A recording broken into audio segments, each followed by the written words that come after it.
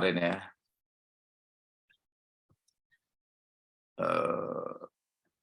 Wa kanu min qablu yastaftihuna sudah. Lah ini bisa ayat ke-90 ya. Qala al-muallif rahimahullah ta'ala wa nafa'ana bihi wa bi'ulumihi fid dharain amin. Bismillahirrahmanirrahim. Qauluhu ta'ala bi'sa mashtaru bihi anfusahum ayyakfuru bima anzalallahu baghyan ayyunazzilallahu min fadlihi ala man yasha'u min ibadihi faba'u bi ghadabin ala ghadab walil kafirin adzabun muhin. Sama sejelek-jeleknya sesuatu ishtaro yang mereka tukar bihi dengan sesuatu itu anfusahum kepada diri mereka, orang-orang Yahudi, ayyakfur ialah mereka mengingkari bima atas perkara anzalallahu yang Allah turunkan, baghyan semata karena dengki, ayyunazzilallahu min fadlihi Allah menurunkan sebagian karunia-Nya ala mayyasha'u atas orang yang dikehendaki min ibadihi di antara hamba-hamba Allah. Faba'u maka mereka orang-orang Yahudi kembali bi ghadabin dengan membawa murka ala ghadab di atas murka. Walil kafirina dan kepada orang-orang kafir adzabun muhin ya, bagi orang-orang kafir adzabun muhin siksa muhin yang menghinakan. Kalau ada adzabun muhin berarti muhinnya itu ihanah, itu di akhirat pasti, di dunia dicicil ya. Karena khizyun ya, misalnya khizyun itu kehinaan juga. Itu pasti kehinaan yang diperlihatkan oleh Allah ketika di dunia. Itu kalau di akhirat karuan ya. Tapi kalau ada kalimat muhin, menghinakan, itu berarti ditampakkan kehinaannya di dunia. Sebagaimana khizyun, wa ma jazaa'u may yaf'alu dzalika minhum illa khizyun ya. Illa khizyun. Itu pasti ciri orang yang dihukum oleh Allah ya. Ciri orang yang dihukum oleh Allah itu ada khizyun, ada muhinun. Jadi ada yang diperlihatkan, dikredit lah, dicicil di dunia. Qaulu ta'ala bi'sa, ini banyak sekali pembahasan soal nahwu ya. Bi'sa mashtaro, bi'sa fi kalamil arab mustawfiyatun lidzam kama anna ni'ma mustawfiyatun lil madhi.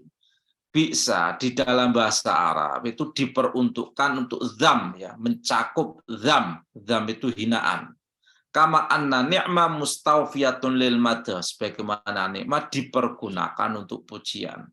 Nah, itu kalau di dalam bahasa Arab ya, itu nanti ada kaidah nahwu khusus membahas nikma wa bi'sa. Kalau nikma sebaik-baik, bi'sa seburuk-buruk. Wa fi kulli wahidatin minhuma arba'u lughat, ada masing-masing 4 dialek ya untuk nikma dan bi'sa. Bi'sa, ba'sa, ba'isa, bi'isa.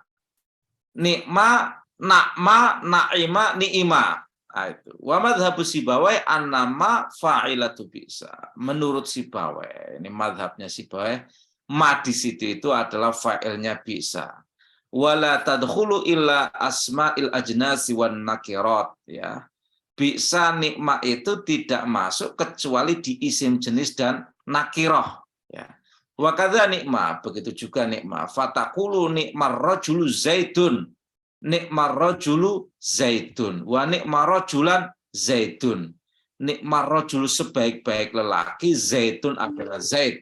Wa nikmar rajulan zaidun. Bisa juga rajulannya itu sebagai fa'ilnya ya, sebagai fa'ilnya. Nikma zaid itu sebagai khobarnya. Jadi dia bisa amil nasab juga ya, bisa sebagai amil nasab. Jadi nikma rajulan zaidun.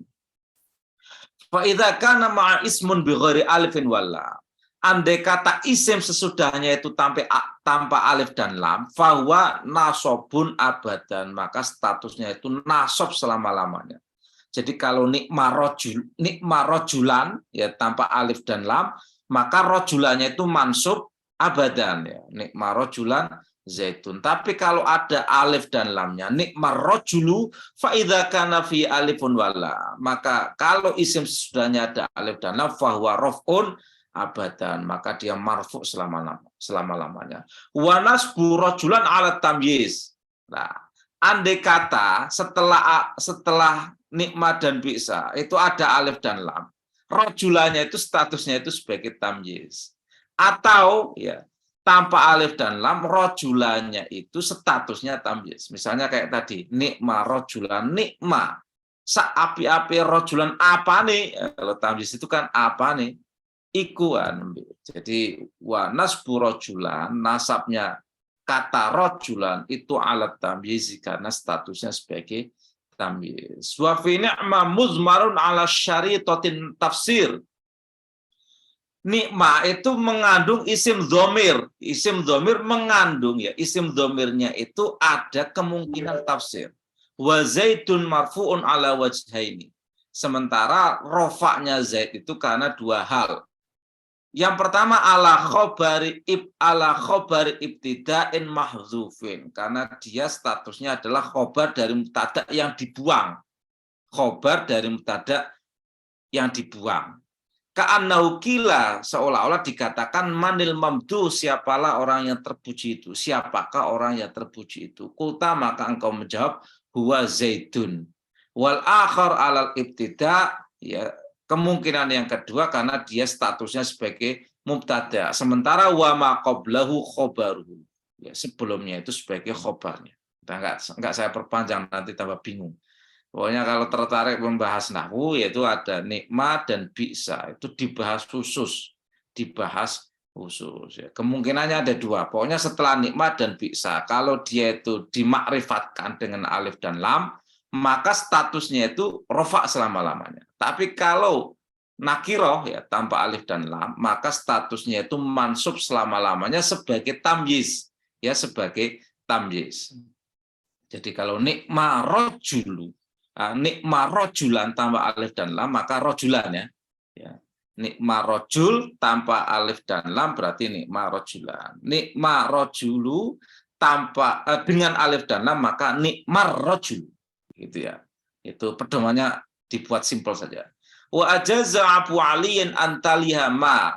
Abu Ali membolehkan setelah bisa atau nikmat itu disertai dengan ma, mausulatan, sifatnya sebagai isim mausul, wa ghairu mausulah, dan juga bukan sebagai isim mausul. Min haitsu kanat mubhamatan, statusnya itu mubham, taqau alal kathro, karena dia menunjukkan ya status banyak. Wala takhusu wahidan bi'ainihi, dan tidak mengkhususkan satu ya, tidak mengkhususkan, tidak menunjuk kesatuan ya, yang sesuatu yang sifatnya tunggal dengan sendirinya. Itu jadi kalau misalnya bi sama berarti ma-nya itu ya taqau alal kathro, pirang-pirang. Jadi banyak beberapa ya. Seburuk-buruknya berarti keburukan itu bukan satu. Keburukan itu banyak, tapi ada yang paling buruk. Gitu. Nikmama, ya. Nikmama. Itu misalnya berarti kebaikannya banyak, tapi sebaik-baiknya. Itu yang superlatif ya. Wa taqdiru inda Sibawai, maka uraian perkiraan kalimatnya menurut Imam Sibawai adalah bi'sa syai'u ishtarobihi anfusahum ayyakfuru. Bi'sa syai'u, ya, seburuk-buruknya sesuatu, ishtaro yang mereka tukar bi dengan sesuatu itu, anfusahum terhadap diri mereka, ayyakfuru adalah mereka kafir. Fa ayyakfuru fi maudzi'i raf'il ibtida, maka ayyakfuru itu statusnya ya, tempatnya adalah rofa ya. Karena apa? Bil ibtida'i, sebab ibtida. Jadi fa ayyakfuru fi maudzi'i raf'in bil ibtida'i, sebab dia sebagai mubtada. Jadi bisa iku saele-ele ya, bisa ma iku saele-ele perkara, ishtaro yang mereka tukar, ayyakfuru itu utawi yen toh ngingkari. Jadi statusnya itu marfu karena dia mubtada muakhir ya. Wa khobaruhu fi ma qablahu, khobarnya adalah kalimat-kalimat sesudahnya. Ka qaulika bi'sar rajulu zaitun, sebagaimana halnya kalimatmu bi'sar rajulu, sejelek-jeleknya laki-laki zaitun adalah Zaid. Wa ma ala hadzal qauli mausulah, sementara ma di dalam kalimat ini adalah isim mausul. Wa qala al-Akhfash ma fi maudhi'i nasbin 'ala tamyiz. Ini tadi ya. Menurut Akhfash ma di sini ini statusnya sebagai tamyiz, bagaimana bi'sa rajulan nikma rajulan itu. Kaqaulika bi'sa rajulan Zaidun fatakdir bi'sa syai'an ayyakfuru. Maka uraian perkiraannya itu bi'sa syai'an ayyakfuru. Fashtaru bihi anfusahum ala hadzal qauli sifatuma. Sementara ishtarobi anfusahum adalah sebagai sifatnya ma. Wa qala al-Farra bi'sama bijumlati syai'un wahidun.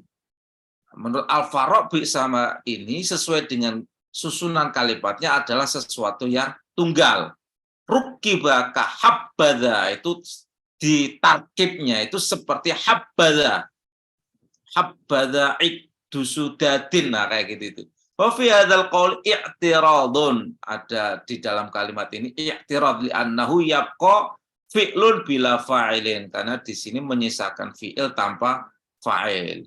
Wa qala al-Kisai ma washtara bi manzilati ismin wahidin qa'imin bi nafsihi. Ma dan ma ya dan ishtarau itu statusnya adalah isim wahid yang berdiri sendiri ya, isim tunggal yang berdiri sendiri. Wa takdir, maka takdirnya adalah bi'sa ishtira'uhum ayyakfuru. Bi'sa ishtira'uhum ayyakfuru. Sejelek-jeleknya transaksi mereka adalah mereka kafir. Wa hadza mardudun, tapi pendapatnya Al-Kisai ini tertolak.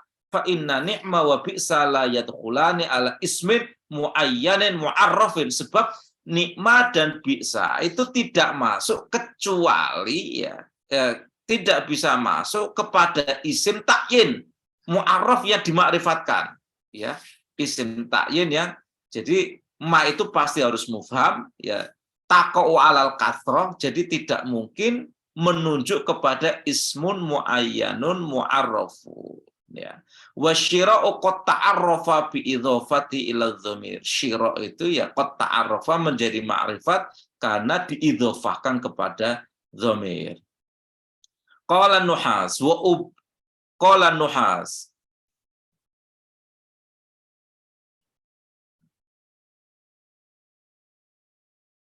wa abyanu hadhil aqwal qaulul Akhfashi wa Sibawayh. Ya, menurut Nuhas ya, pendapat yang paling terang ini bacanya itu abyanu ya, wa abyanu hadhil aqwal ya, pendapat yang paling jelas qaulul Akhfash adalah pendapatnya Akhfash dan Sibawayh. Jadi pendapatnya Farra, pendapatnya Kisai dianggap nggak jelas ya. Pokoknya menurut Sibawayh ya kayak tadi itu bi'sa atau nikma, bi'sa rajulan, bi'sa rajulu, nikma rajulan, nikma rajulu. Kalimat sesudahnya sebagai mubtada muakhar ya, mubtada muakhar.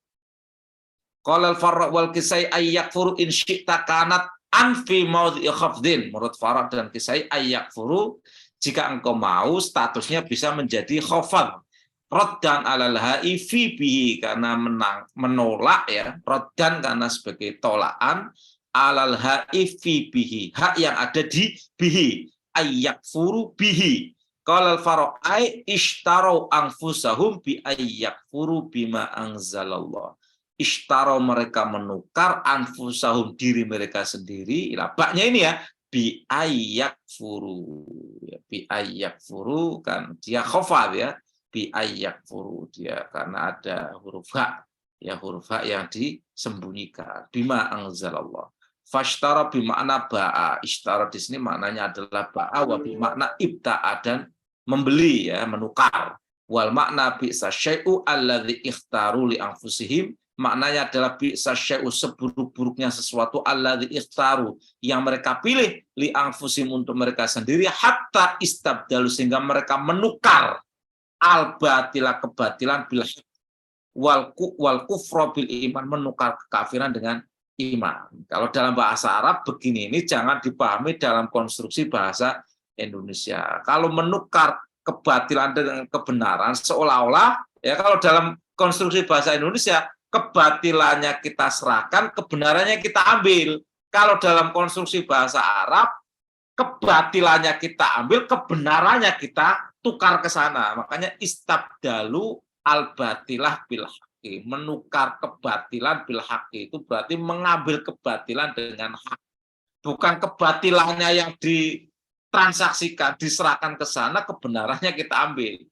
Kekafirannya kita serahkan, keimanannya kita ambil. Bukan begitu. Jadi kalau dalam konstruksi bahasa Arab, tidak plek dengan bahasa Indonesia. Jadi kalau seburuk-buruknya transaksi mereka adalah menukar iman dengan menukar kekafiran dengan keimanan. Nah, itu terjemahannya harus dibalik kan, kalau enggak ya bingung itu.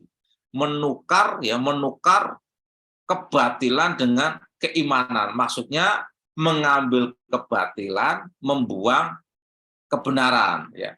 Mengambil kekafiran, membuang keimanan.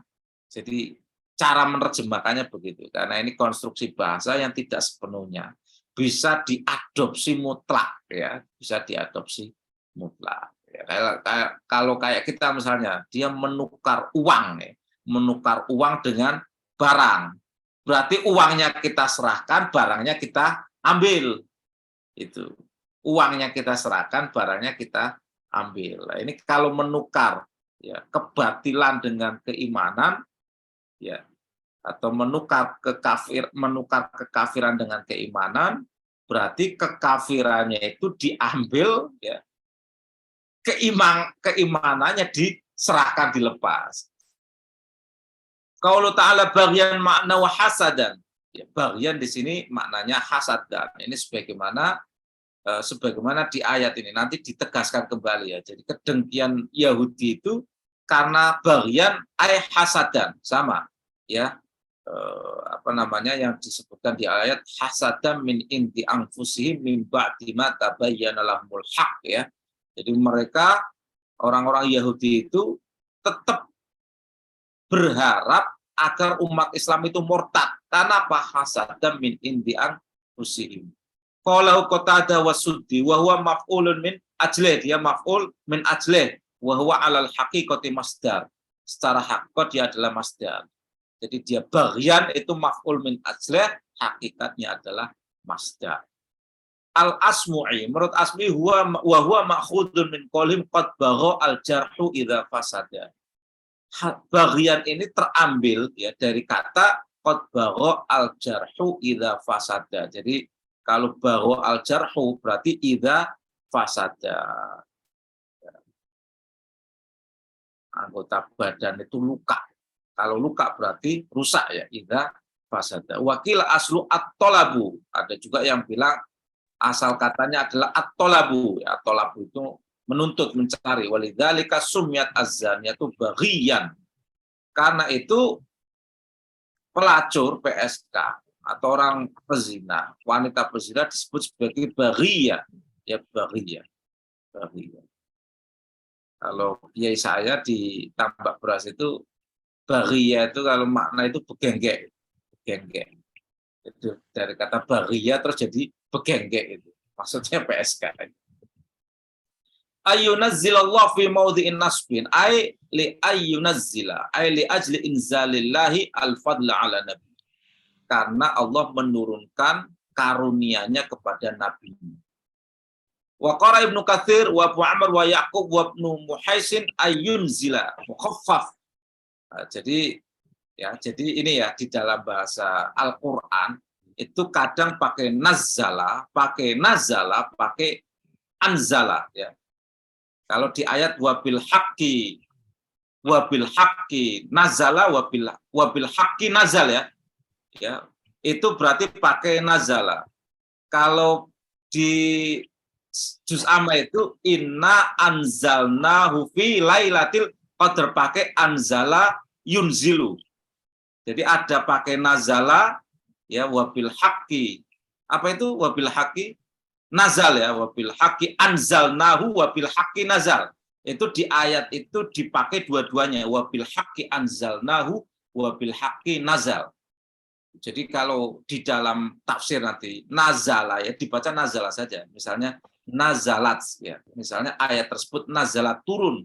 Nah, seolah-olah turun itu turun dengan sendirinya. Nah, itu memang kalimat Al-Qur'an itu. Ada juga wanunazzilu. Nah, Wa nunazzilu berarti nazzala yunazzil. Ini berarti sulasi mazid ya, sulasi mazid bina mudhoaf. Jadi ada 3 kata, nazala, anzala, nazzala. Tiga-tiganya sah. Tiga-tiganya sah. Jadi bisa jadi kalau dari nazala berarti masdarnya nuzul ya. Makanya disebut nuzulul Quran. Bisa juga sebenarnya tanzilul Quran. Bisa juga inzalul Quran. Cuma kalau di dalam bahasa fikih inzal itu maknanya itu ini vulgarnya itu ejakulasi ya. Ejakulasi inzal.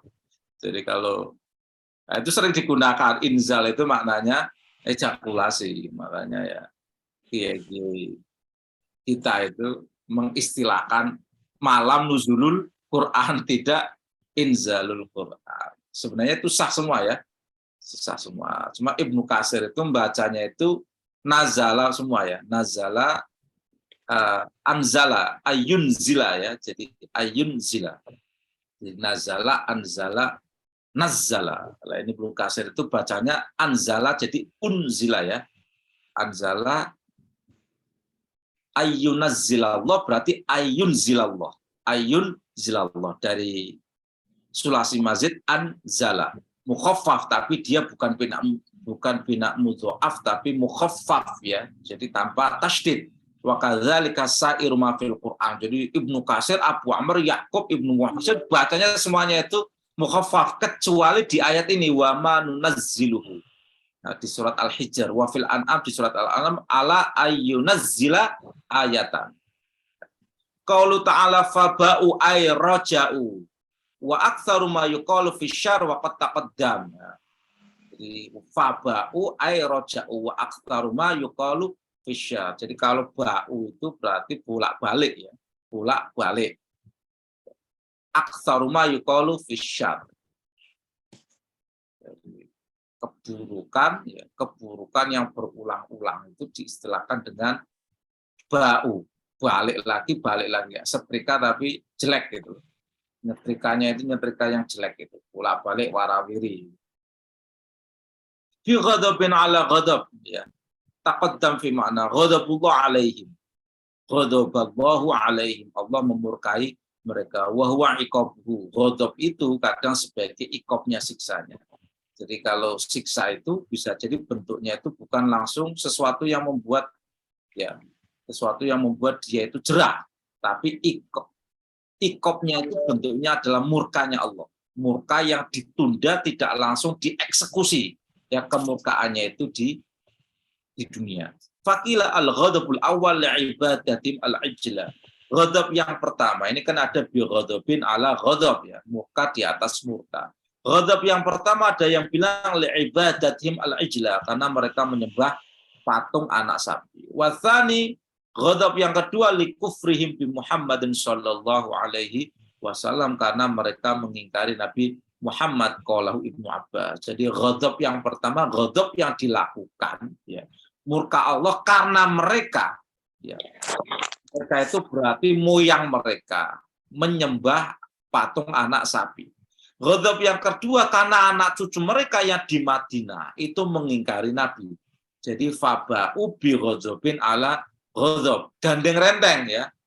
Allah pernah memurkai moyangnya. Sekarang Allah memurkai cucu-cucunya di zaman Nabi Muhammad karena mereka kafir ya, terhadap risalah Nabi. Wa qala Ikrimah li'annahum kafaru bi Isa ada juga ya. Tadi menurut Ibnu Abbas, sekarang menurut Ikrimah li'annahum kafaru bi Isa. Ghadab yang pertama karena mereka mengingkari Nabi Isa.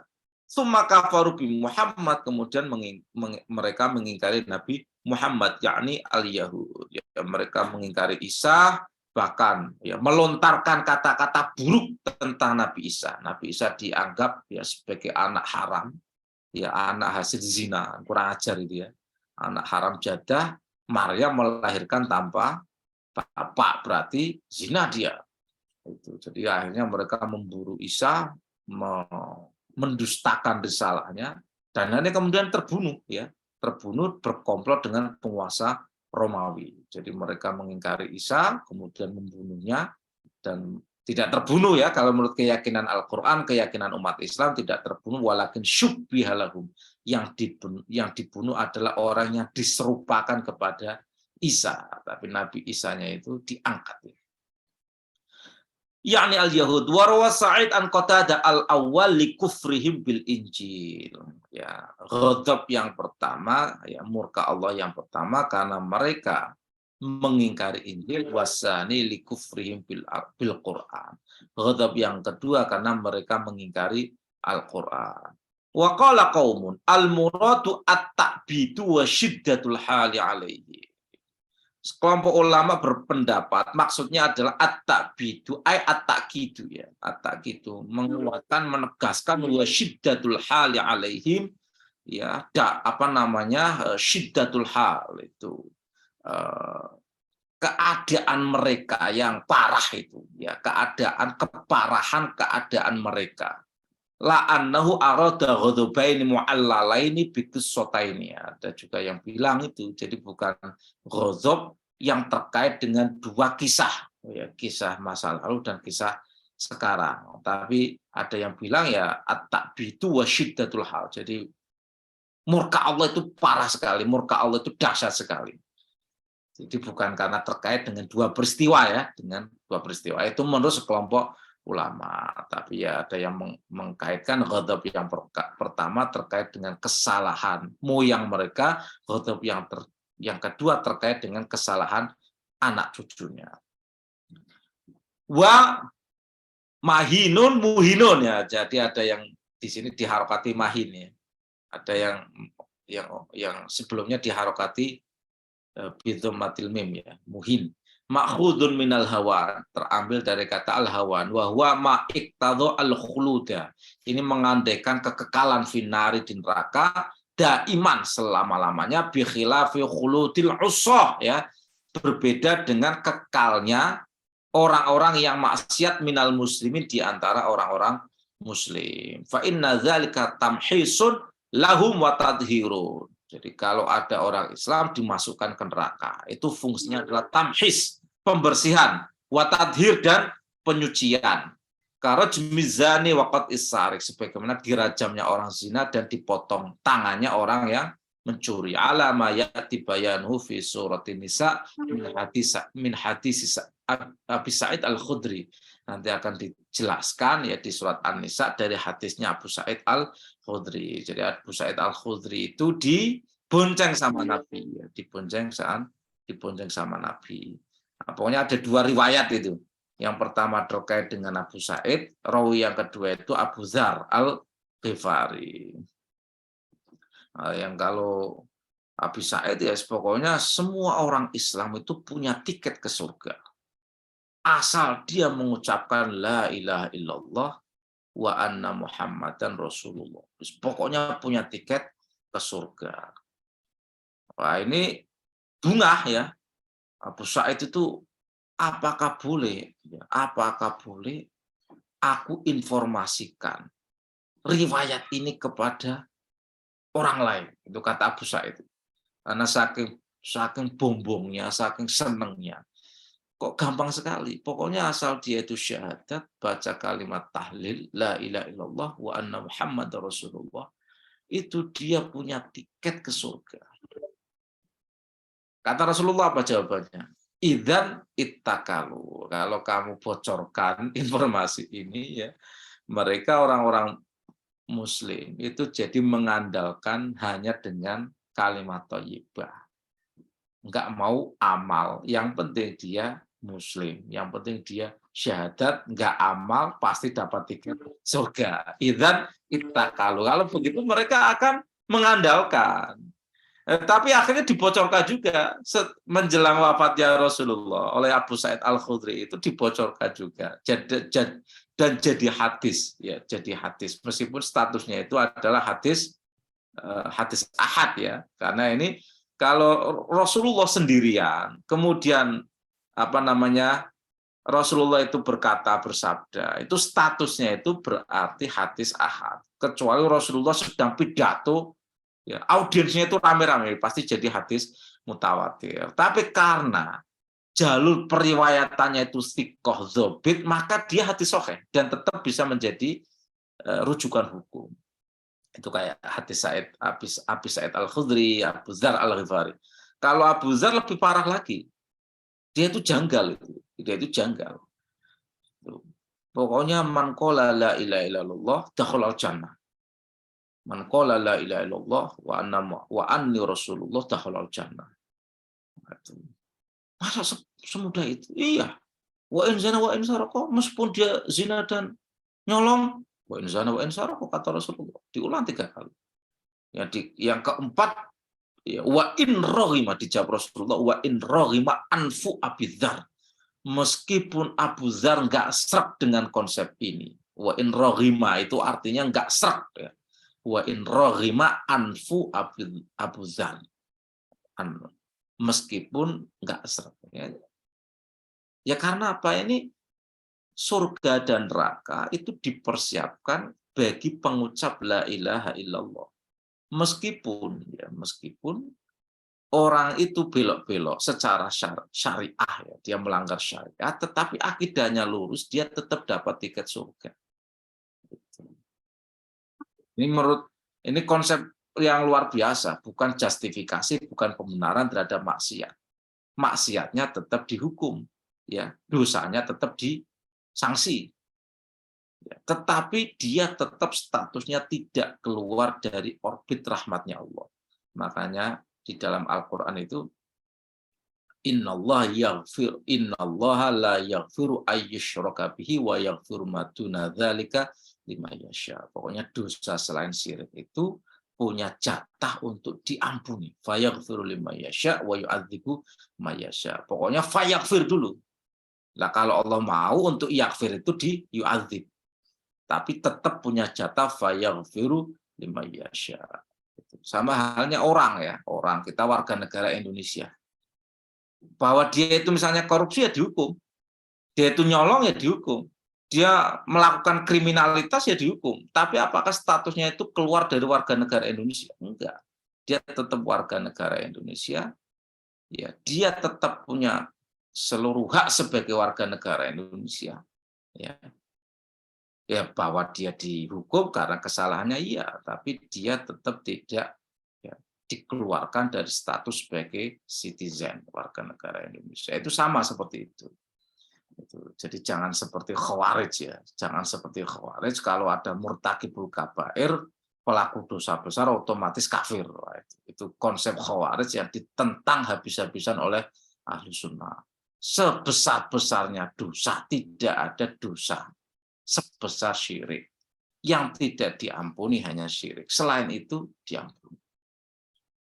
Itu makanya kalau menurut saya dulu kan sempat, ya, ketika Indonesia lagi gencar-gencarnya memerangi korupsi, ya, itu ada fatwa atau dorongan fatwa koruptor itu tidak disolati. Ya, itu menurut saya berlebihan. Itu fatwa itu nggak boleh permanen, ya. Kalau dia Muslim, dia tetap punya hak untuk disolati. Tapi yang nyolati jangan para tokoh lah, jangan para ulama, jangan kiai-kiai, ustadz-ustadz, ya. Tetap harus disolati. Yang suruh nyolati sesama orang Islam awam, itu aja. Tapi dia tetap, ya, punya hak sebagai orang Islam. Karena kalau sudah tidak disolati itu berarti dia statusnya itu seperti orang kafir. Dan itu nanti dosa semua. Sama halnya dosa orang yang tidak mau menyolati karena pilihan politik. Itu sama-sama ngawurnya itu. Misalnya musola ini tidak menyolati jenazah pendukung penista agama. Ya, soal penistaan agama itu kan soal yang masih mukhtalaf alaih, soal yang masih diperselisihkan. Tapi kalau dia tetap tidak pernah mengikrarkan kemurtadannya, statusnya sebagai orang Islam melekat. Ya, statusnya sebagai orang Islam melekat berikut dengan hak-haknya. Dan hak-haknya itu menurut Rasulullah antara lain adalah kalau mati disolati. Jadi nggak boleh berlebihan kayak orang Khawarij. Nggak boleh berlebihan kayak orang Khawarij. Pokoknya betapapun bejatnya selagi dia Muslim, dia Sebagaimana Rasulullah misalnya. Rasulullah itu enggan menyolati jenazah yang kemudian diinfo. Jenazah itu masih punya tanggungan utang. Rasulullah bergeser, berbalik arah. Mau pergi, enggak mau menyolati. Tapi Rasulullah bilang, "Shollu ala sahibikum." Kalian tetap solati saudara kalian. Tapi Rasulullah enggak. Itu loh, karena dia jenazah itu ternyata masih punya tunggakan utang. Tapi kemudian setelah ada sahabat yang menawarkan untuk mengambil alih tanggungan utangnya, Rasulullah berkenan untuk nyolati. Karena itu di dalam takbirnya para ulama itu kalau ada jenazah muslim itu tetap harus disolati. Kalau dia misalnya punya urusan dunia atau dia matinya itu karena dalam keadaan nggak baik itu misalnya ngoplos kemudian mati, itu tetap wajib disolati. Tapi jangan petingginya, jangan kibarul ulamanya, jangan asatidahnya, seorang orang awamnya. Sebab kalau nggak disolati nanti ada tradisi atau syariat baru orang Islam mati tidak disolati, itu lebih berbahaya. Jadi sekali lagi saya ingin menegaskan keyakinan Ahlussunnah, betapapun besarnya dosa orang, tidak ada dosa selain syirik dan Allah mengampuni dosa selain syirik. Qaulu ta'ala wa idza qila lahum aminu bima anzalallahu qalu nu'minu bima unzila alaina wa yakfuruna bima wara'ahu wa wal haqqu musaddiqan lima ma'ahum. Qul falima taqtuluna anbiya Allah min qablu in kuntum mu'minin. Wa idza qila lahum, dan ketika dikatakan kepada mereka, aminu, imanlah kalian bima anzalallahu, atas apa yang diturunkan Allah. Kalau mereka menjawab, nu'minu, kita hanya mau beriman bima unzila alaina, atas apa yang diturunkan kepada kami. Wa yakfuruna, dan mereka mengkafiri, mengingkari bima wara'ahu, ya, kitab atau Al-Qur'an yang diturunkan setelah mereka. Wa huwa, padahal Al-Qur'an itu al-haqqu, kebenaran, musaddiqon, yang membenarkan lima ma'hum, atas Taurat ma'hum yang telah diturunkan kepada mereka. Qul, katakan Muhammad, falima taqtuluna anbiya Allah, kenapa kalian membunuh para nabinya Allah? Min qablu, sebelum itu, in kuntum mu'minin, jika kalian mengklaim sebagai orang mukmin. Qaulu ta'ala wa idza qila lahum aminu ay saddiqu bima anzalallah, ay yakni al-Qur'an. Qalu nu'minu ay nusaddiqu bima unzila alaina, yakni at-Taurat. Di sini adalah Taurat. Wa yakfuruna bima wara'ahu ay bima siwahu. Jadi mereka hanya mau mengimani Taurat, mengingkari selain Taurat. Wa qatadah bima ba'dahu. Jadi wara'ahu ay bima ba'dahu wa qaulu Abi Ubaidah. Wal makna wahid, maknanya satu. Qala al-Jauhari wara'a bimakna khalfa. Wara'a itu bimakna khalfa. Jadi sesudahnya, ya. Khalfa itu di belakangnya atau sesudahnya. Wa qad takun bimakna qudam, tapi kadang di dalam bahasa Arab wara'a maknanya juga qudam. Qudam itu di depan. Jadi itulah. Jadi bisa maknanya itu khalfa, di belakang. Di belakang itu sesudah, qudam. Ini soal nisbi, ya, soal yang relatif. Soal arah ini kan relatif. Kalau misalnya depan, ya, depan, qudam, ya. Jadi waro'a maknanya itu qudam, berarti di depan kita itu berarti dia setelah kita. Ya enggak? Dia setelah kita. Tapi kalau waro'a itu relatif. Dia di belakang. Di belakang itu bisa juga sesudah kita. Kan bima waro'a bimakna khalfa. Khalfa itu sesudah. Sesudah itu di belakang. Di belakang itu tergantung posisi arah kita. Di belakang kita bisa maknanya adalah di depan kita. Tergantung masa, kan? Tergantung waktu. Tergantung waktu. Itu. Tapi kalau dari arah fisik, ya berarti di depan kita itu ya sesudah kita. Wahiyya minal abdad, ya, dua hal ini bertolak belakang. Tapi ya kadang digunakan untuk menunjukkan relativitas, ya, arah, ya. Arah, ya, kayak misalnya posisi atas dengan posisi bawah. Ketika orang berdiri dengan ketika orang tidur sama enggak? Beda. Kalau kita misalnya horizontal, kita tidur, ya, kita horizontal tidur, posisi atas kita, ya sesuatu yang di belakang kepala kita. Kalau kita berdiri, posisi atas kita, ya posisi di atas kepala kita, langit-langit. Kalau pas rebah, ya bisa di atasnya bantal. Jadi itu menunjukkan relativitas atau kenisbian sebuah arah. Dan karena itu ya kemungkinan maknanya itu muhtamal alaih.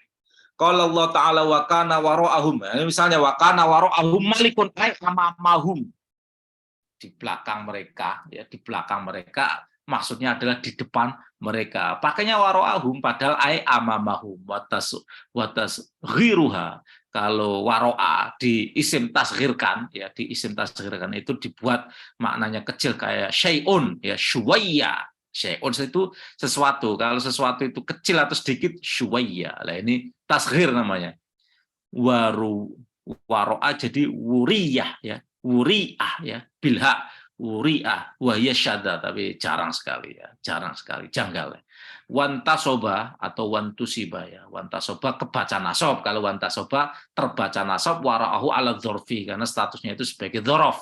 Dzorof itu konteks, waktu dan tempat. Qala al-Akhfash yuqalu laki tuhumiu wara'u. Nah, ada juga ya laki tuhumiu wara'u. Jadi di sini ini bacanya wara'u bukan waroi. Jadi dia mabni rafa. Fatarfa'uhu alal ghayah idza kana ghairu mudhaf. Maka dia dirafakkan sebagai ghayah kalau tidak diidzofahkan. Kalau mi wara'u sebagaimana ba'du, amma ba'du, ya amma ba'du. Bisa juga amma ba'dah, ya amma ba'dahu disingkat amma ba'dah atau wa ba'du. Jadi mabni marfu, ya. Taj'aluhu isman wa huwa ghairu mutamakkinin ka qaulika min qablu wa mim ba'du, ya sebenarnya min qablu wa mim ba'du. Kenapa ada min kok bacanya qablu? Kenapa ada min kok bacanya ba'du? Lah itu namanya mabni rafa, kecuali kalau dia setelah itu diidhofahkan, bacanya harus jer min qablihi mim ba'dihi. Wa ansyada idza ana lam uman alaika wa lam yakun liqauka illa min wara'u. Nah, itu. Ini nanti disebutkan juga ya. Qultu wa minhu qaulu Ibrahim alaihissalam fi hadis syafa'ah. Ini ada ucapannya Nabi Ibrahim ya di dalam hadis tentang syafa'ah. Innama kuntu khalilan mi waro'a. Innama kuntu khalilan, aku ini khalil, ya khalil itu kekasihnya Allah, mi waro'a ya dari anak dan cucu, dari anak, ya dari anak-anak, ya. Waro'a itu artinya apa? Ya pendahulunya. Waro'annya lagi pendahulunya. Dari para pendahulunya. Artinya apa? Ya dari cucunya. Wal waro'u waladul walad aidon. Nah, maknanya adalah waladul walad, anaknya anak berarti cucu. Bapak itu pendahulu kita, kakek pendahulunya bapak. Jadi waro'a. Qaulu ta'ala wa huwa al-haqqu ibtida' wa khabar. Musaddiq halun muakkadatun inda sibawah. Lima ma'ahum ma'a fi maudhi khafdin bil lam. Ya statusnya khafad, ya majrur karena ada lamnya. Lima li. Ada linya, ya. Wa ma'ahum silatua, ma'ahumnya itu sebagai silahnya, penghubungnya. Wa ma'ahum nusiba bil istiqrar, dia maksud sebab istiqrar. Wa man askana ja'alahu harfa. Qaulu ta'ala qul falima taqtuluna anbiya Allah min qablu raddun minallahi ta'ala alaihim fi qaulihim innahum amanu bima unzila alaihim. Ini sanggahan ya atas ucapan mereka itu nu'minu bima unzila alaina. Jadi kami ini mengimani apa yang diturunkan kepada kami. Loh, kalau kamu mengimani apa atas apa yang diturunkan kepada kalian, mestinya kalian tidak membunuh dong nabi-nabi kalian. Nyatanya kalian bilang mukmin, beriman, tapi membunuh para nabi yang membawakan kitab kepada kalian. Wa takdzibun, dan pendustaan minhu dari Allah lahum kepada mereka, wa taubihun, dan bentuk pengolok-olokan. Al makna fa kaifa qataltum, maka maknanya adalah fa kaifa qataltum, bagaimana engkau bisa membunuh, waqad nuhitum an dzalika, padahal kalian melakukan perbuatan terlarang. Fal khitabu, maka khitab ini liman hadara Muhammad dan sallallahu alaihi wasallam, kepada Yahudi yang ada di masa Nabi. Wal muradu, tapi muradnya adalah aslafuhum, pendahulu mereka, nenek moyang mereka. Yang membunuh para nabinya siapa? Ya, Yahudi Bani Israel di masa Nabi Musa dan Isa. Tapi khitabnya ditujukan kepada Yahudi keturunannya di masa Nabi. Maksudnya adalah moyang mereka. Wa innama tawajjaha al-khitabu li abnaihim. Tapi khitabnya itu diarahkan untuk keturunan atau anak cucu mereka. Li annahum kanu yatawallawna ulaika alladzi naqatalu. Karena mereka itu yatawallawna ulaika alladzi naqatalu, berhubungan atau memuji-muji. Tawallau di sini ini punya hubungan wilayah, kedekatan, ya, persambungan dengan orang-orang sebelumnya yang membunuh. Ya, kama qala walau kanu yu'minuna billahi wan nabiyyi wa ma unzila ilaihi mattakhadhuhum auliya. Lau kanu yu'minun. Andai kata mereka beriman billah kepada Allah, wan nabi dan kepada nabi, wa ma unzila ilaihi dan apa yang diturunkan kepadanya, mattakhadhuhum auliya. Mereka niscaya tidak akan menjadikan orang-orang musyrik itu sebagai wali, sebagai kekasih. Fa idza tawallauhum fahum bimanzilatihim. Jika mereka berhubungan baik, berhubungan dekat, fahum bimanzilati, maka statusnya itu sama. Jadi tawallau di sini maknanya berhubungan dekat, berhubungan baik, ya, menyambungkan nasab kepada mereka. Wa qila li annahum raddu fi'lahum fanusiba dzalika ilaihim. Ada juga yang bilang li annahum raddu fi'lahum. Mereka orang-orang Yahudi di masa Nabi itu ya senang-senang saja dengan, ya, perilaku moyang mereka, nenek moyang mereka.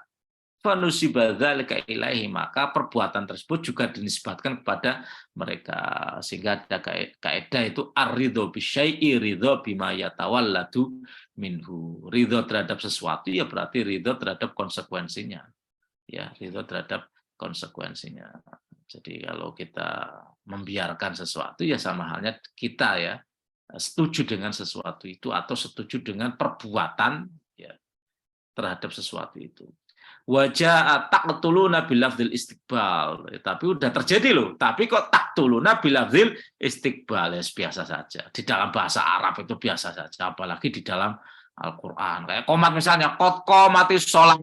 Sholatnya itu sudah terjadi belum? Belum, baru mau dilaksanakan, tapi pakai fiil madhi. Ya, biasa. Jadi kalau baru belajar nahwu bingung itu. Tapi kalau orang sudah biasa dengan bahasa Arab, itu kemungkinan begitu itu terjadi. Dan kadang bahasa Al-Quran itu melanggar fatsun kaidah bahasa Arab.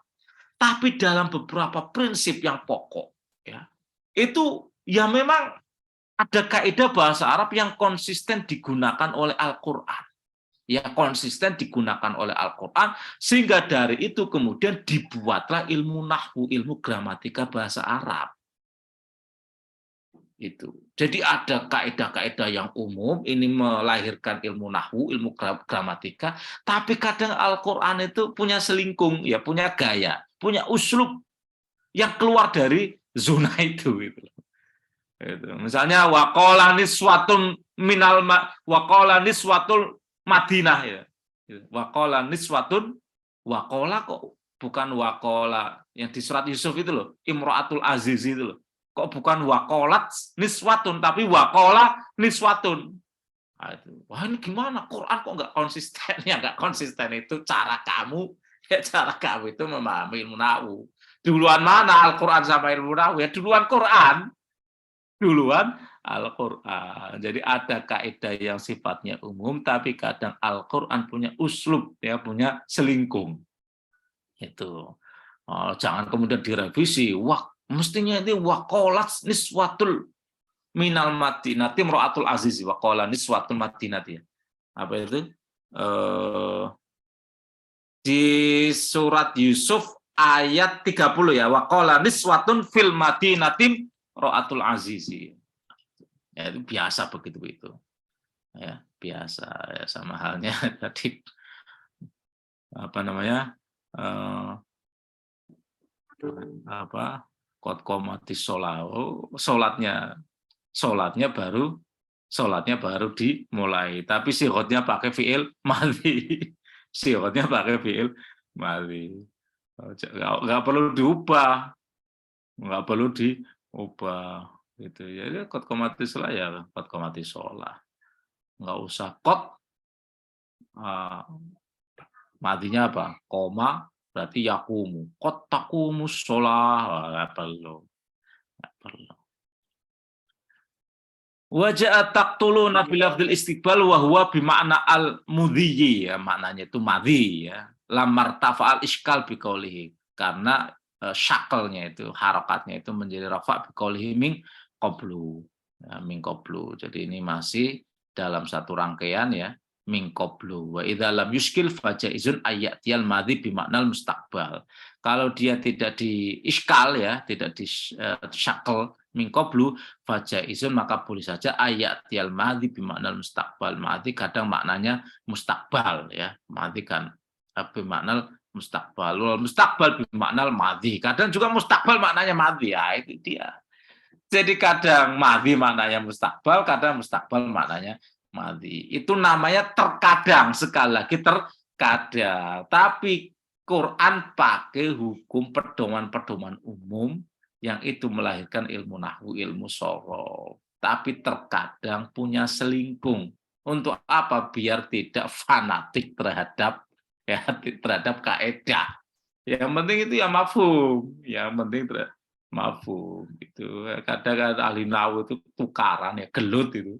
Ya kadang ujung-ujungnya simai, ya, ujung-ujungnya simai. Sudah, kalau simai itu mumet itu. Kalau udah simai, menurut pemakaian penggunanya, native speaker-nya begini. Tapi kok nggak cocok dengan kaidah. Lah yang dipakai kaidahnya apa yang berlaku, yang sudah digunakan sebagai bahasa. Ya pasti yang dimenangkan yang yang sudah berlaku, ya, yang digunakan. Makanya ada istilah itu masdar simai. Coba kalaman. Kalama, ada nggak itu? Orang yang bisa mentranslate kalam itu. Kalam itu. Kalama yaklimu. Kalama yaklimu. Mesti kalama yukalimu. Padahal sulasi mujarad itu kalama yukalimu. Baru kemudian masdarnya itu kalam. Kalaman. Makanya al-kalamu huwal lafzul. Nah, itu jarang sekali kalama yaklimu. Padahal kalau konsisten kalama yaklimu. Tapi di ayat Al-Quran ada nggak? Oh, nggak, jarang sekali. Mesti wa yukallimullah. Mesti kayak gitu. Ya, itu simai.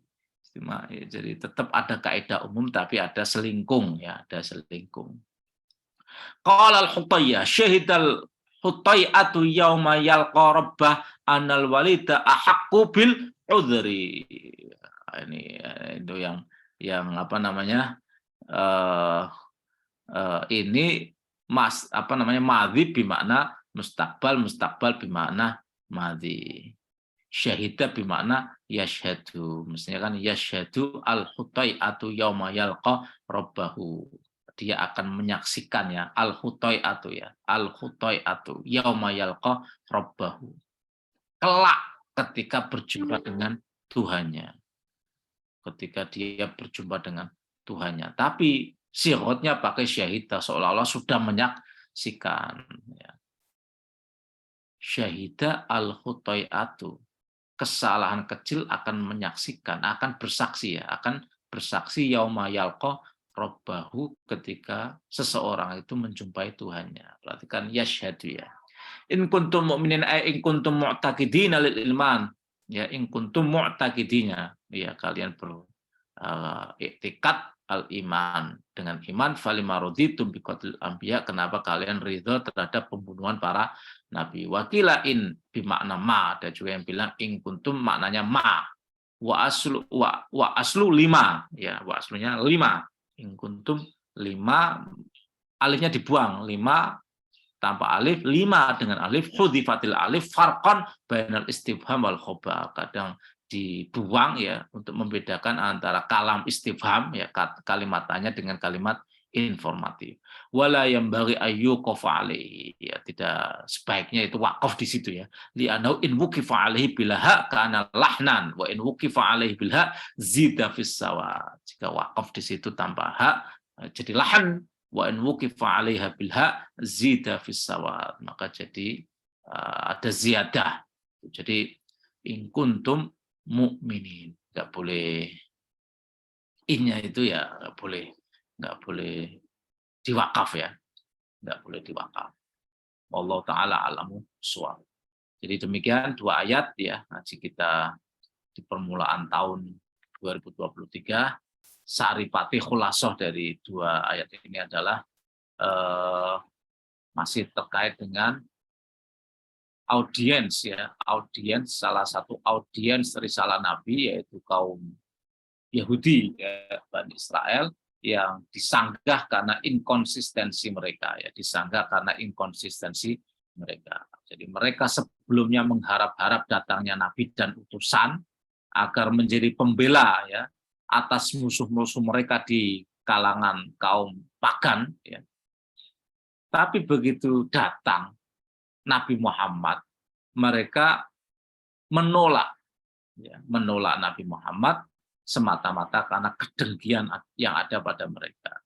Kedengkian yang sifatnya ras ya, kedengkian yang sifatnya rasialis, karena ternyata Nabi Muhammad itu bukan nabi yang diharapkan dari golongan keturunan Israel dari jalur Ishak, tapi ternyata dari keturunan Ismail ya, dari keturunan Ismail yang melahirkan bangsa Arab. Jadi Nabi Ibrahim itu penghulu 2 bangsa besar ya, bangsa Israel dengan bangsa Arab. Dari bangsa Israel banyak sekali turun nabi dan utusan, bukan hanya itu, sekaligus juga raja. Sementara dari jalur Ismail itu hanya ada 1 nabi terbesar, dan ini Nabi Muhammad. Sehingga di ayat lain itu am yahsudunan nasa ala atahumullahu min fadli. Apakah mereka dengki ya? Alama atahumullahu min fadli. Am yahsudunan nas, di sini nas itu maksudnya adalah Nabi Muhammad. Apakah mereka hasud ya, dengki terhadap Nabi, alama atahumullahu min fadli, atas apa yang telah dikaruniakan Allah kepadanya. Ya. Terusan ayatnya itu apa? Ya. Faqad ataina ala Ibrahim al-kitab wal hikmata. Faqad ataina ala Ibrahim al-kitab wal faqad ataina ala Ibrahim al-kitab wal hikmata wa atainahum mulkan azima. Jadi di antara mereka itu sudah kita kasih ya kenabian, hikmah ya. Hikmah itu ya kitab yang menerangkan hukum, kenabian, wa atainahum mulkan azima, dan sebagian juga selain mereka itu diturunkan ya kitab-kitab ya, juga ada yang sekaligus diangkat menjadi raja-raja besar, yaitu Nabi Dawud, Nabi Sulaiman. Yang nabi saja bukan raja, ada Nabi Musa ya, ada Nabi Isa ya. Tapi kok masih dengki gitu loh. Dari jalur Ishak itu banyak yang top itu loh. Kok ini satu saja dari jalur Ismail dimusuhi? Nah, kira-kira begitu. Dan mereka juga tidak konsisten. Sebelumnya istiftah, habis itu mengingkari. Wallahu ta'ala alamu bissawab. Demikian Bapak-Ibu sekalian, ngaji pagi hari ini mudah-mudahan manfaat. Kalau nggak ada pertanyaan, saya cukupkan sampai sini. Ada bahas soal hadis, bagaimana cara membedakan hadis yang sahih dan doif untuk kita semua. Terus jika tadi kan dibahas juga Nabi tidak mau menyolatkan orang yang mempunyai hutang. Bagaimana kalau kita tidak tahu orang tersebut punya hutang gitu? Ya itu yang pertanyaannya menyimpang ya. Ya kalau mau tahu soal hadis atau sahih ya belajar ilmu mustalahul hadis, gampang itu. Belajar ilmu mustalahul hadis. Nah, caranya gimana? Kalau nggak mau ribet, ya sudah ikuti kitab hadis yang sudah diotorisasi, disepakati para ulama. Gitu. Jadi kalau ada hadis ada di kitab Sahih Bukhari ya berarti hadis sahih. Ada di kitab Muslim berarti hadis sahih. Gitu. Nah nanti ada kategori di bawah itu karena kitab-kitab hadis yang lain itu kayak misalnya hadis hasan itu ada di kitab Tirmidzi, Abi Dawud. Tapi perlu nggak perlu? Kesimpulan ulama apa? Hadis sahih, hadis hasan bisa dibuat sebagai pedoman hukum. Meskipun status hadis hasan itu ya di bawah hadis sahih, tapi kesepakatan ulama bisa dijadikan pedoman hukum. Hadis dhaif boleh nggak? Nggak boleh dijadikan pedoman hukum, tapi boleh dijadikan pedoman fadhailul a'mal. Ya, fadhailul a'mal asal dia bukan hadis maudhu. Kalau hadis palsu sama sekali nggak boleh. Tapi kalau hadis maudhu boleh. Itu tidak semua ulama anti hadis dhaif ya, kayak misalnya Musnad Ahmad, wah banyak yang hadis dhaif nggak masalah, dimasukkan semua, nanti baru dibuat klasifikasi yang hadis dhaif ya perlu disampaikan, karena hadis dhaif itu belum tentu isinya itu salah, isinya keliru, bisa jadi isinya benar, cuma karena rawinya itu kurang zobit, kurang fikoh, jadi kemudian dijarah itu ya dikritik, sehingga dengan cara itu orang harus lebih waspada. Jangan-jangan kalau rawinya itu kurang, ya dia pernah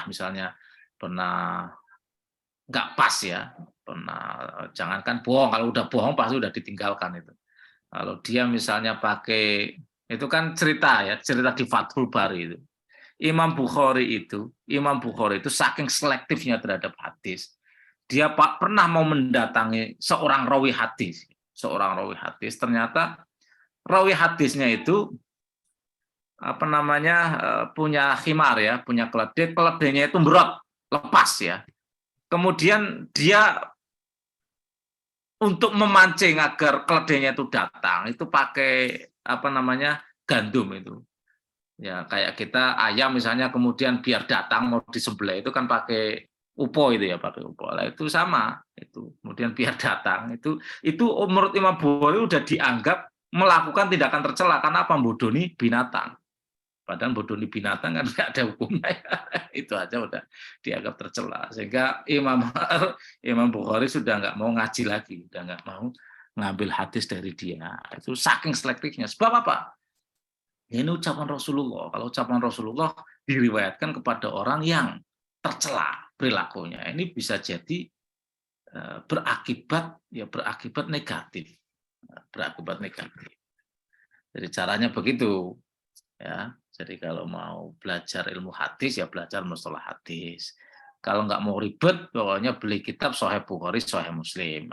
Habis itu Kutubus Sittah ya, Kutubus Sittah. Ada Tirmidzi, Abu Dawud, ya, An-Nasa'i, Ibnu Majah. Itu nggak ada hadis maudhu pasti ya di kitab-kitab itu. Ya kalau nanti hadis dhaif itu diperselisihkan lah, pasti diperselisihkan. Itu. Yang kedua, soal ini ya, Nabi tidak mau nyolati orang yang utang ya. Yaitu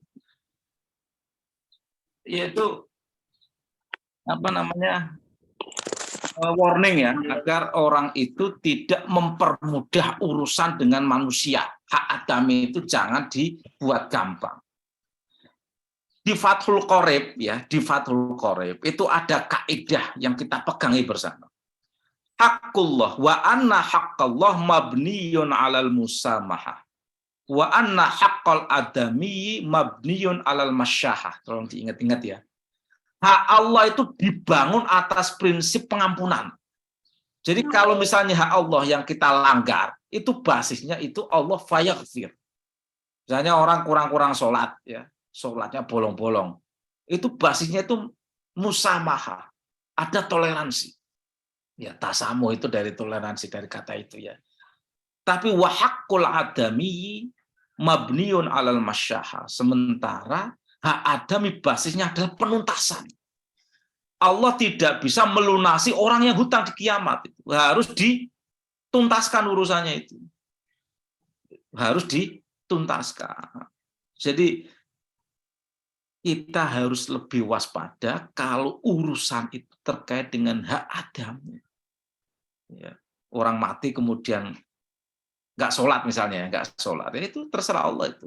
Tapi fayaghfiru liman yasha wa yu'adzibu man yasha. Tapi kalau utang piutang kaitannya hak adami, Allah tidak bisa mewakili, membypass itu loh tanpa ridho dari orang yang terkait. Itu makanya di hikayat Israiliyat itu ada orang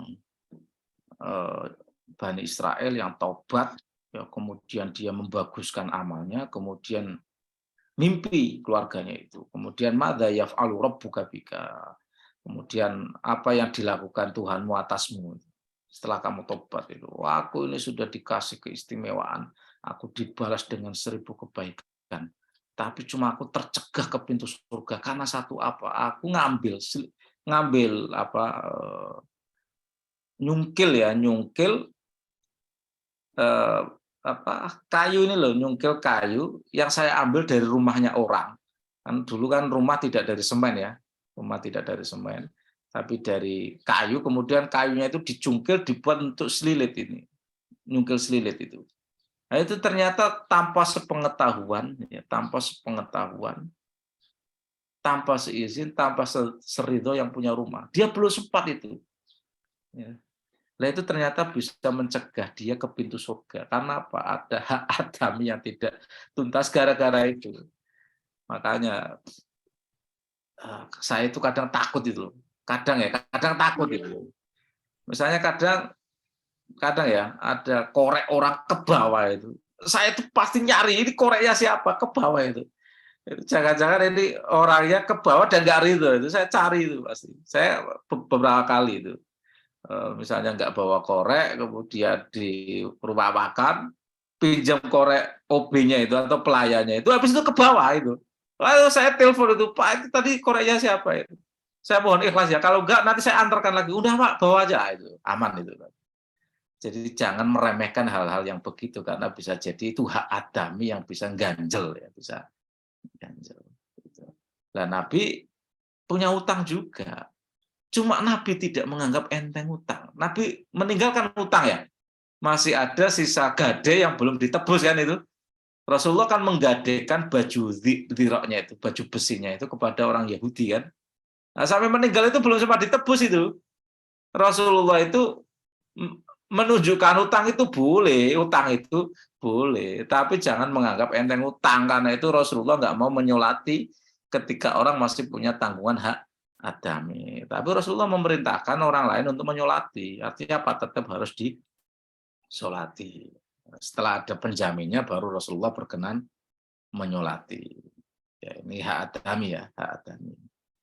Itu. Jadi kesimpulannya apa ya? Kesimpulannya ya utang itu ya mesti hidup itu nggak punya utang ya nggak mungkin. Tapi kalau utang harus dilunasi ya, harus dibayar. Paling nggak punya ikhtiar untuk membayar. Kecuali utangnya itu sudah darurat sekali, udah nggak punya kemampuan untuk bayar, aset sudah nggak ada ya sudah, itu berarti urusannya ya pokoknya minta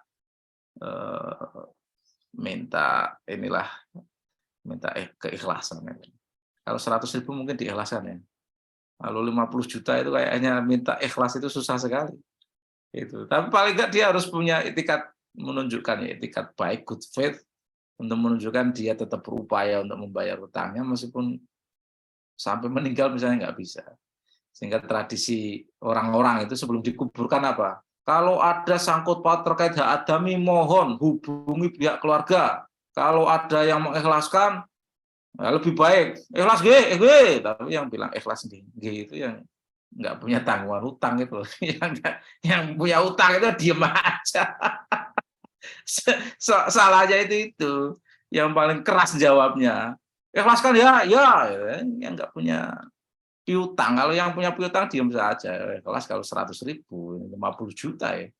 Itu. Nah, tapi ya itu skemanya begitu. Tetap harus ditempuh. Karena di riwayat itu 2 hari kemudian ternyata belum langsung dibayar itu loh. Belum langsung dibayar. Penjamin tadi belum langsung mengeksekusi pelunasan. Sehingga kata Rasulullah, siapa yang kemarin berjanji untuk menjadi penjamin itu? Qatada. Saya melihat mayat itu masih disiksa. Ya, karena saya belum bayar itu. Ya sudah, sekarang kan bayari. Begitu dibayar itu, kemudian Rasulullah diperlihatkan kembali, dia sudah terbebas dari siksa kubur. Itu. Jadi ya pokoknya sebelum mati itu utang-utang piutang itu beresin lah. Diberesin. Kalau belum beres, ya ngomong ke keluarganya, "Nak, ini Bapak masih punya tanggungan utang kepada ini. Kamu beresin ya. Kalau punya aset, prioritas pertama sebelum dibagi menjadi waris, bayar untuk utang." Jadi jangan diajari untuk nyangkal utang, tapi diajari untuk tanggung jawab membereskan sangkut paut ada. Gus, tanya Gus. Ya, Ini Gus, kadang-kadang kan kita kan di hotel itu, kan kalau sarapan atau makan pagi itu kan sudah sebebasnya tuh ngambil atau gimana? Kan kita kadang-kadang ngambil tusuk gigi 1, 2 karena nggak bilang lagi dengan minta tusuk gigi gitu. Apakah itu sudah include semua di situ? kalau itu masuk kaidahnya ulima ridhohu. Ulima ridhohu, nggak masalah itu Pak. Masalah ya. Karena sudah satu paket buffet ya. Paket buffet kan boleh ngambil apa saja. Kan tidak di breakfast itu di hotel juga sampai sekarang menu makan malam juga ada yang tetap buffet. Ini di Aston Simatupang itu. Pokoknya ambil berapapun bayarnya 250.000 plus tax. Udah ngambil apapun ya sudah ulima itu udah tercakup. Jadi nggak masalah itu Pak, nggak masalah. Itu karena Islam itu juga kadang ya mengajari orang itu juga baur begitu. Misalnya kalau kita ini sudah saudara atau teman yang seperti saudara, itu kan masuk rumah orang, itu ngambil barang, itu sudah dianggap prinsip ulima ridho. Pasti saya misalnya masuk ke rumahnya Pak Barudin ini misalnya, kemudian di situ ada pisang goreng, udah saya emplok saja. Itu justru oleh Islam dianggap lambang kedekatan, lambang ukhuwah. Kalau misalnya masih sungkan-sungkan, itu justru dianggap tidak seperti saudara, padahal Islam mendorong persaudaraan ukhuwah. Itu ya udah dianggap ulima ridho, pokoknya ada apalah makan. Pasti Pak Barudin ridho ini. Kalau nggak ridho malah disalahkan sama agama. Oh, pelit amat sama saudara begitu. Makanya kan di Al-Qur'an itu kan dijelaskan itu ya. Engkau boleh masuk ke rumah saudaramu, ke rumah bulekmu, ke rumah pamanmu, ke rumah pakdemu, ke rumah mbahmu. Dan kalau ada makan, itu kamu boleh langsung makan tanpa harus izin. Karena apa? Itu saudara kamu. Jadi konsep pertukaran darah melalui makanan itu yang merekatkan persaudaraan.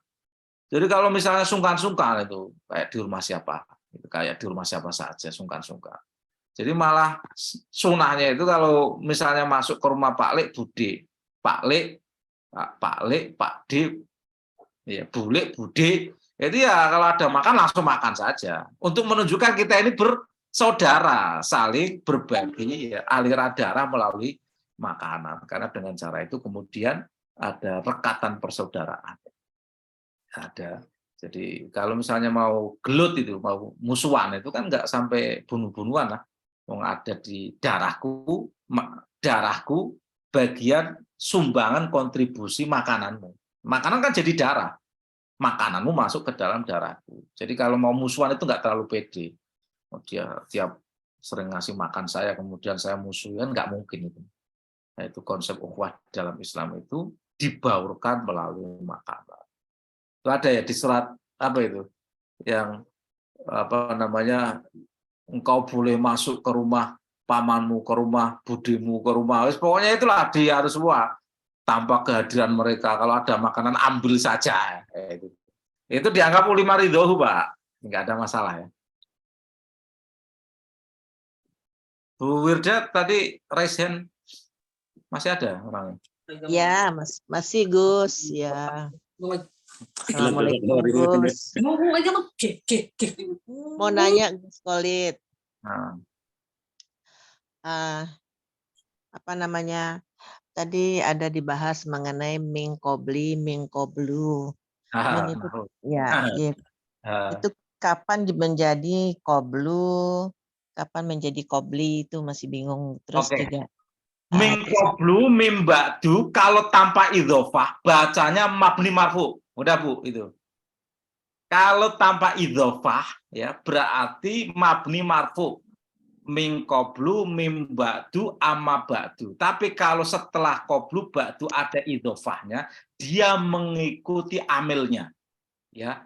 Kalau misalnya min qablihi ya harus dibaca lihi. Karena apa? Amilnya amil jar, ada min.